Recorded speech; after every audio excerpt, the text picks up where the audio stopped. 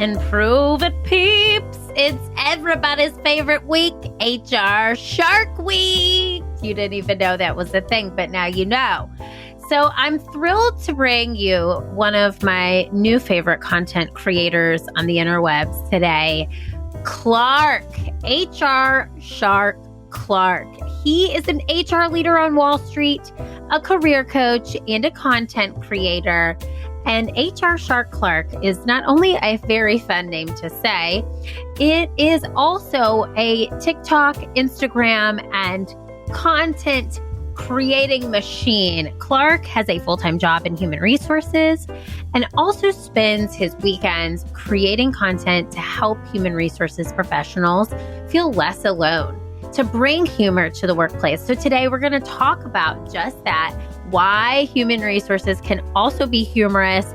We're going to listen to some of his takes on some of the top trends in the workplace, and we are going to talk about some of the biggest misconceptions of HR and just have fun. That's really the goal of today's show.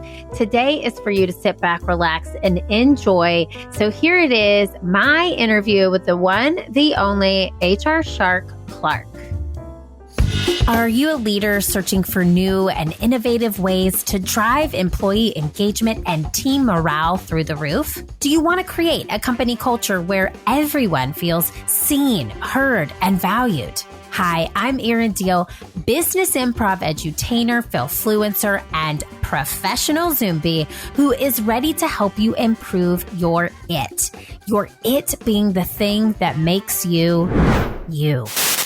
Think of me as your keeping it real, professional development bestie who is here to help you learn from your failures, stand tall in your power, and improve yourself so you can improve the lives of others. Oh, and did I mention that we are improving your it through play? That's right. I am an improvisational comedy expert who uses experiential learning to help you have your aha, ha-ha moments.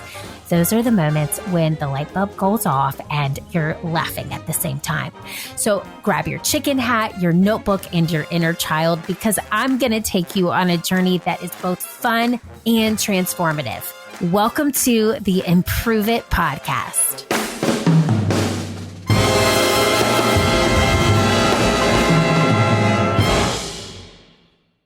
Clark, welcome to the Improve It podcast.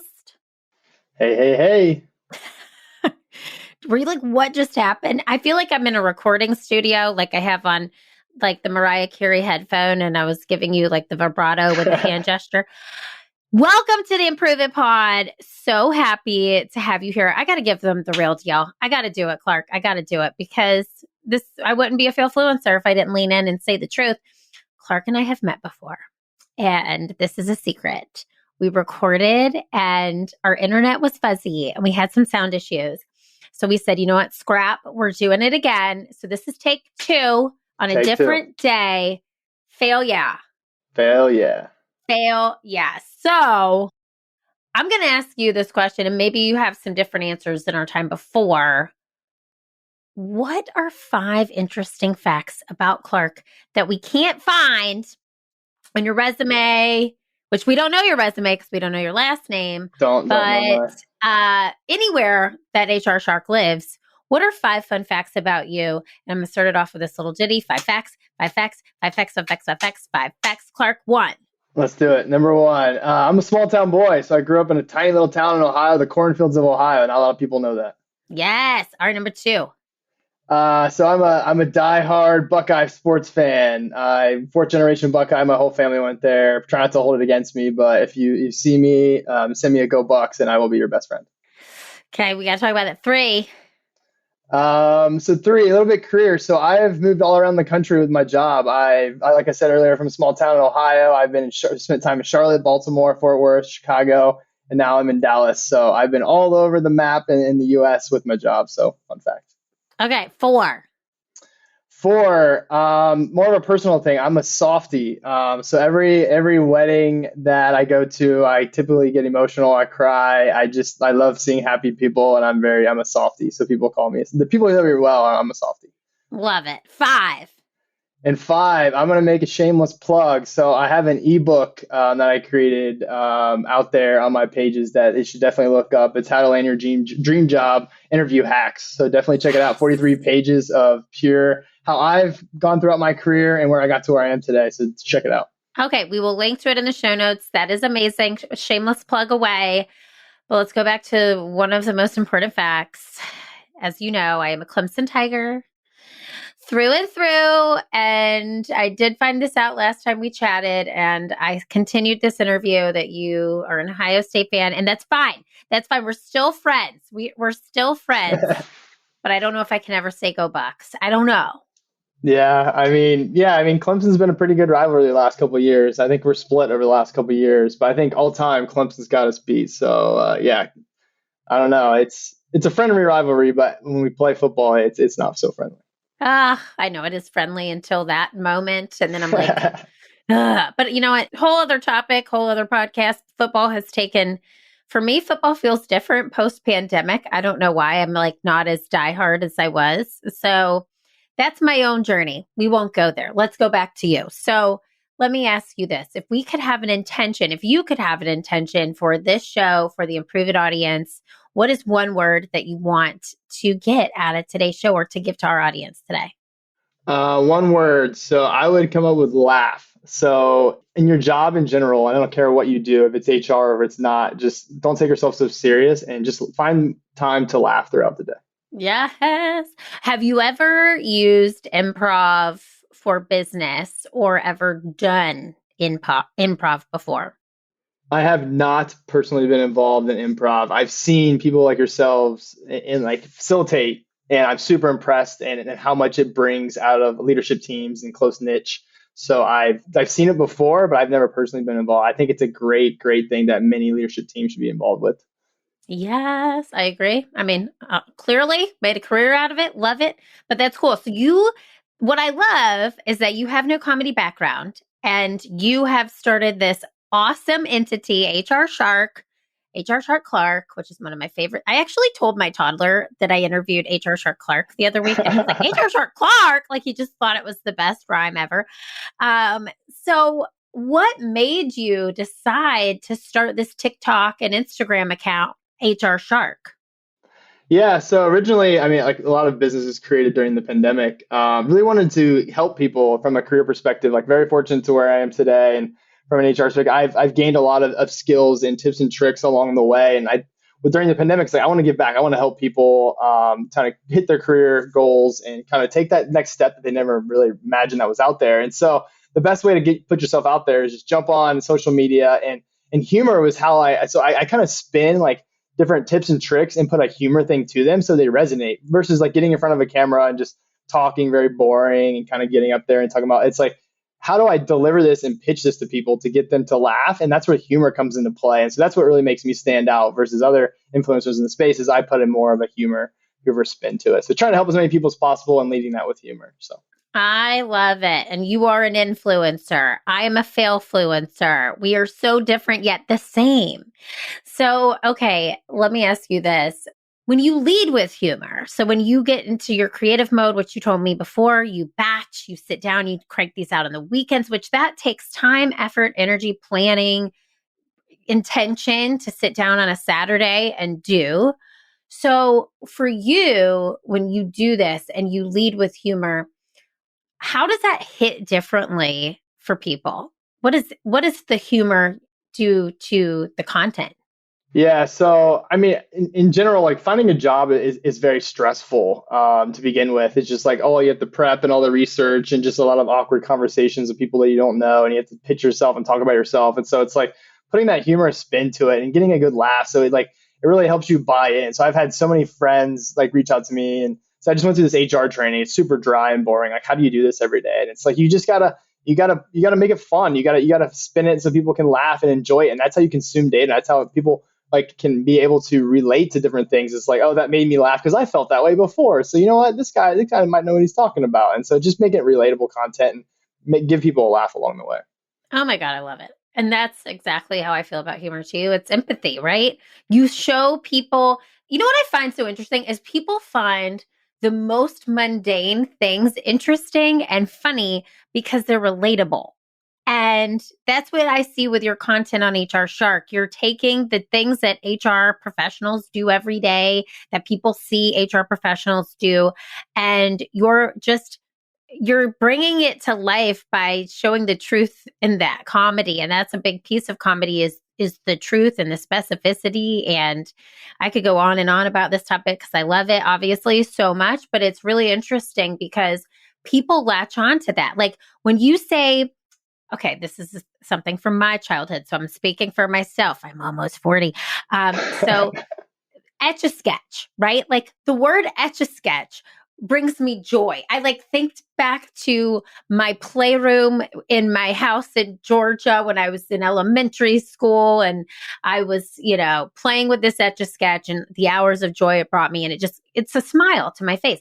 Literally, you could do anything with just a word choice, like something that brings up a memory. And that is storytelling. And that's what takes people on the journey with you. So you're guiding them through HR in a way that is bringing them on an empathetic route, but also using storytelling and humor to do that, which I find so fascinating and I love. And clearly it's what I've built a foundation on. This is the house that built us. So let me ask you this. So what led you to HR in general? How did you get into this line of work? Yeah, so originally in undergrad, I didn't really even know what HR was. I went to business school, and I was a finance major at the time, and you had to take all these core business classes, and HR was the one you had to take kind of during your first years in school. And I had a professor, he was a former executive at a large organization in Columbus, and it was like I really just resonated with him. I went to his office hours. And he was like, hey, you can take your data background and your finance background and spin that into HR. Being able to influence organizations and build stronger relationships is a really key piece on a strong foundation of an organization. And so I was like, okay, I can use my data skills. That'll help me differentiate myself. Versus a lot of people in HR like are scared of numbers and run from it. So I was like, I can take that strength. Plus, I like being able to influence and work with different types of people every single day and really kind of solve the problems within the organization. And so that ever since that, like those office hours with my old professor back in the day, ever since then, I've been in HR for 7.5 years and I've loved it every minute. So not turning back.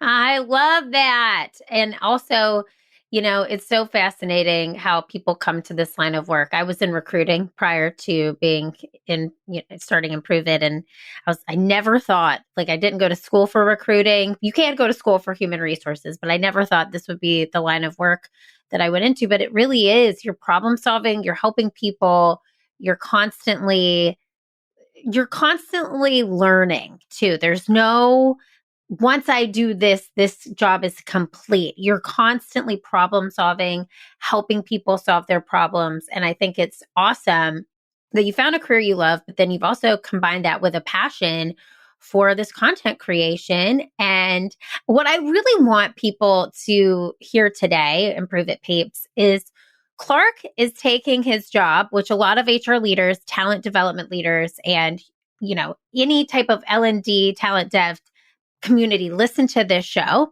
We also have leaders and business owners and all types of people who manage people. But what I really want you to take away is that you have made it fun. And I think when you can measure the amount of success that you have by the amount of fun that you have every single day, then it doesn't feel like work. It's a lifestyle. It's a choice. And when you have a day off, it is not because you need a vacation from your job. It's to recharge your brain. It's because you need that space to go back and create and do it all over again. So I just love that you've taken what you've done. I hope others are inspired by that. And I wanted to use your fun to have some fun and highlight some of the top challenges that a lot of HR leaders are facing and some of the trends that you're seeing in the workplace with a little game I like to call Yay or Nay. Clark, are you ready? I'm ready. Let's do it. Okay, here's what's going to happen. I'm going to say some trends that you're seeing in the HR workplace, and I want you to say yay if you think it's here to stay, or nay if you think it's out the door and we've moved on. All right? All right. Here we go. All right. The Great Resignation.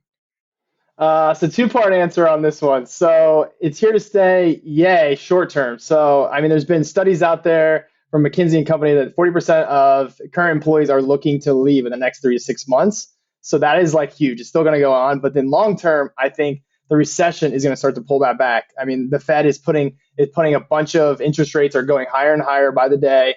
And so they're doing that because they want the labor markets to cool off and to slow down. And so I think over the next, I would say 9 to 12 months, we're going to see a pullback in the Great Resignation. So two-part answer, yay, and then nay. I love it. All right. Mandatory in-office days, yay or nay? Nay. I think in part of the great war of talent, you have to give your employees autonomy. It might be right now to get them to the office, but long term, your employees are going to kind of push back on that. And I think you have to give them the autonomy to do and work where they want to work. So nay. Nay. Okay. Quiet quitting, yay or nay?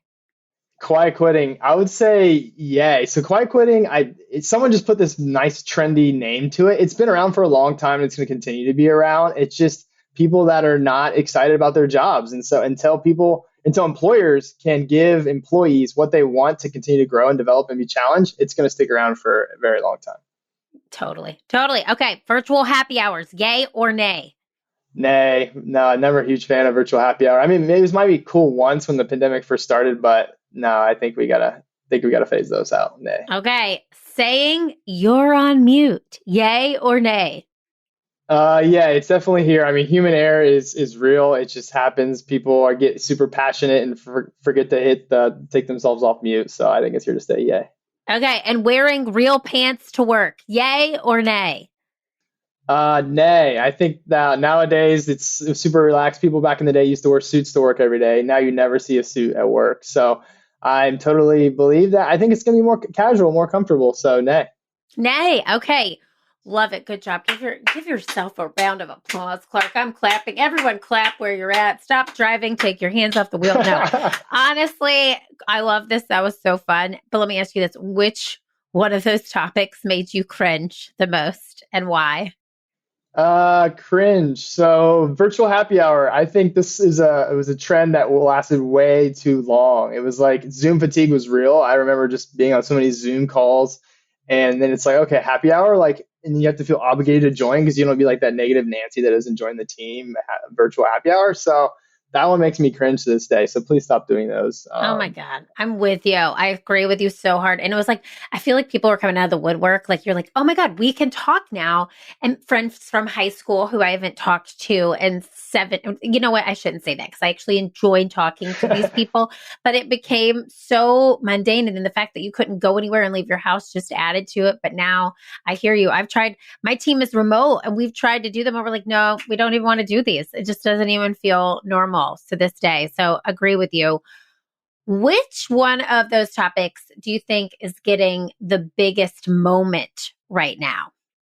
Absolutely, the Great Resignation. I think it's still a lot of we're in that tipping point right now. And what's going on? There's a lot of layoffs going on in the market. A lot of people are anxious and what's to come.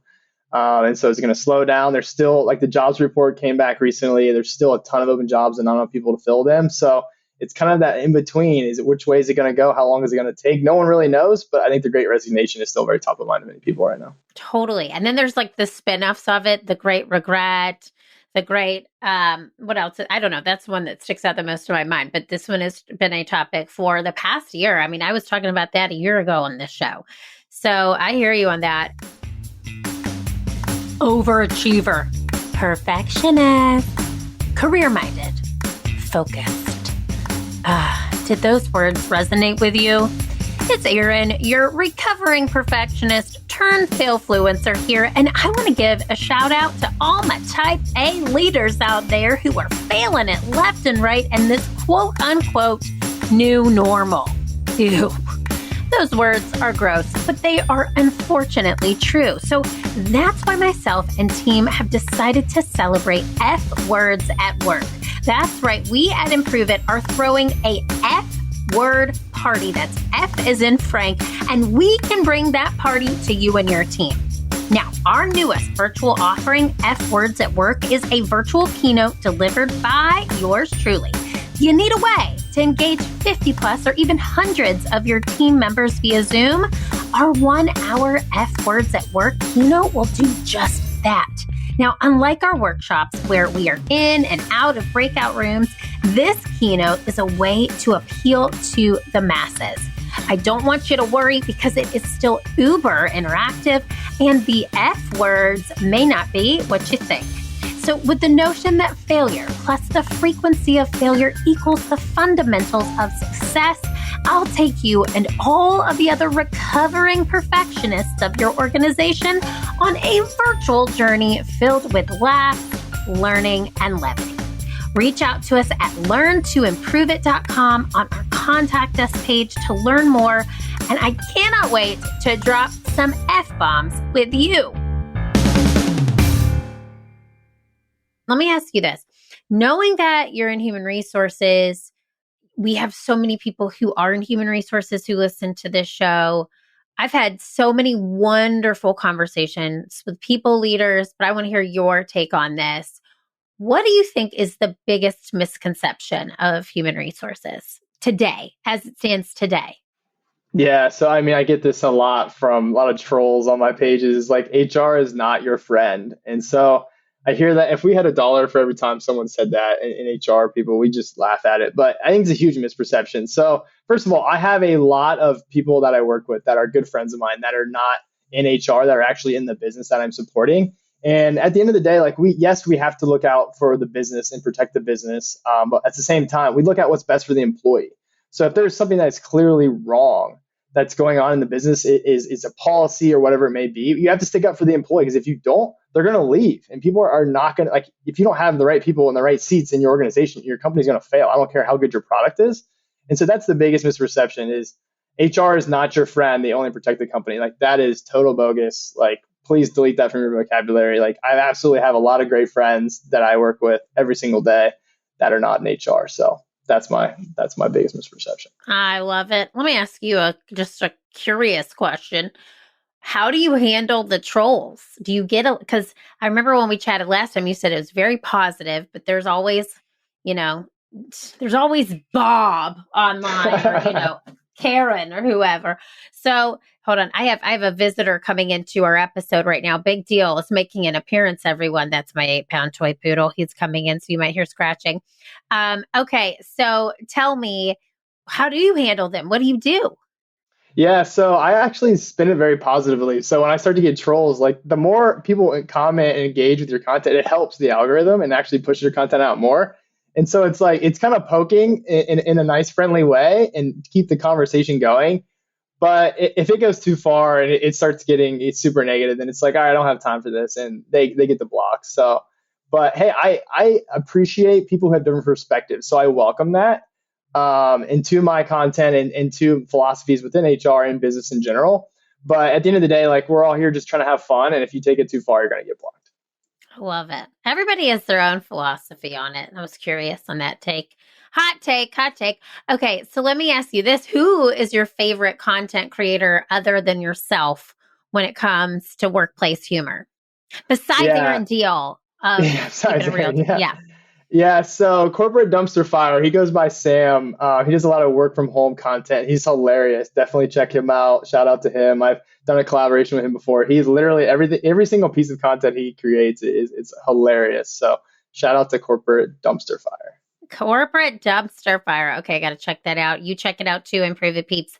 And then what is your take on humor at work? So you have this awesome content, you have this awesome page. Do you bring that humor to work, or what do you think about humor in the workplace? Yeah, I think humor in the workplace, you definitely have to know your audience. So it really depends on, like, if you're just cracking jokes and you don't know who you're talking to, that might be an issue. And so if you have your comfortable small circle, it's totally okay. Definitely in HR, like, we have to vent to each other anyway. But it's definitely knowing the people that you're around. So there's definitely a place. Just be smart. Like, don't take it too far. At the end of the day, like, your coworkers are your coworkers. They're not your friends and family. So you definitely need to draw a line in terms of your personal life and in terms of work. So there is a place. Just be smart about it. Yeah. And then what do you think about HR now and how it's viewed in the workplace versus before the pandemic? Do you think there's a shift? Absolutely. Yeah, totally think there's a huge shift. So, I mean, going through the great resignation, like we just talked about, and COVID and just everything going on in this crazy world with the war and everything, there is so like people are going through a lot, and HR runs to the front of all of that. And so having a good strategic leader in HR is so important to every single business. And like it's even more important the bigger it gets, like the more moving parts there are within an organization. So absolutely, I think having a good trusted HR partner is so important. And sometimes people don't understand that until they have a good HR person in place, how much value they bring to developing their talent within the organization and really retaining that talent is so important. So sometimes people don't understand what they're missing either. Totally. I agree with that wholeheartedly. It makes all the difference when you can see the work of one person and how people follow and how people treat that person and how they treat other people. And you're like, wow, oh, that's how that's supposed to be. It makes a huge difference. So I agree with that. And I really think HR has, I was talking to HR Tracy about that, which is how we know each other. HR has really had a moment, and it should have always had a moment, but I hope it continues to have a moment because you are the heartbeat of organizations. You really do have the pulse on every single thing that the organization does, who is in the organization, how you handle all of the things that are affecting work today. Because outside work, things are really, this in my opinion has been the most awakened time in my career. I've been I've been out of college almost 20 some years. And it's like, for me right now, the fact that the things that happen in our world actually come into the workplace and we can talk about it and it is expected that we talk about it is so refreshing versus coming to work and pretending like we're robots. So I think HR has such a wonderful gift in that it has the heartbeat of the organization on top of mind, and it's really continuing to shine. And I really hope that it continues as we go through these next few years. Yeah, totally agree in the aspect of bringing your true self to work as well. And like creating that culture starts with HR and being in that culture, being yourself. You can talk about the different things going on in the world. That is so important because you can hire the best and greatest talent within your organization, but if you can't keep them at the end of the day, if they can't be their real selves, they're going to leave. And so to your point, that is such an important aspect of HR. I agree. Okay, let me ask you one very important question. So we say on this show, improve it. That's obviously the name of the show, the name of our company. But that it is that thing that you bring to the world. It's your purpose, your mission. So what is HRShark's it? My it is, I think I mentioned this earlier, is don't take yourself too serious. Like no matter how stressful your job is, a lot of people say working in HR can be stressful, but it's finding that good laugh. At the end of the day, your job is not that serious. It's going to be there when you get back from vacation. Take time to relax, take time to recharge, and it's all about just having a good laugh and don't take yourself so serious. So that is my it. That's what I hope I do with my content is hopefully you learn something at the same time, have a good laugh. Yes, edutainment. I'm here for it. Let me ask you this question. How do you do that on your own work days besides doing content? What do you do to have a laugh and give yourself moments of joy? Yeah, I would say having that close knit, like your work besties, like pulling up with them and chatting about whatever's going on in the world, venting about your stuff at work. It's like finding things that you can just laugh about and just like make jokes about, like, oh, you're not going to believe what this person did. You're not going to believe, like, obviously close knit, like circle, like that you don't want to share, like confidentially, but find those people that you can have at work that you can kind of vent to. It makes life so much better having that person. Totally. Okay, final question. This is our fail, yeah, lightning round. Okay. So we say in improv, there are no mistakes, only gifts. So I'm going to ask you a series of questions and I want you to respond with only a one-word answer. And Ooh. if you answer with more than one word, I'm going to give you a big fail, yeah. Okay. So are you ready for this, Clark? I'm ready. Are you ready for the fail, yeah, lightning round? Okay, here we go. One word to describe your early career. Volatility. One word to describe where you are now in your career. One word is where I am now. Growing. Growing. Okay. One word to describe your content creation style. Humor. One word to describe your work from home fashion style. Polished. One word to describe this interview. Fun. Yes! You nailed it. There was a time where you said maybe a couple words before it, but I gave it to you. Yeah. Don't worry. All right. So tell the Improve It peeps where they can find you if they want to connect and anything that they could find, your ebook, all the things. Yeah, so TikTok and Instagram at HRShark_. My DMs are open on Instagram. Please reach out with any career questions. If you just want to chat HR, I'm definitely open to chat. And ebook is in the link in my bio as well, so go check it out. I love it. All right. Well, Clark, thank you for bringing humor to HR and the interwebs and now to the Improve It podcast airwaves. The world needs more of you. And so we're looking forward to continue to laugh with you and helping you reach more people with what we love, humor. Thanks, Yes. Clark. Thanks, Erin. Really appreciate it.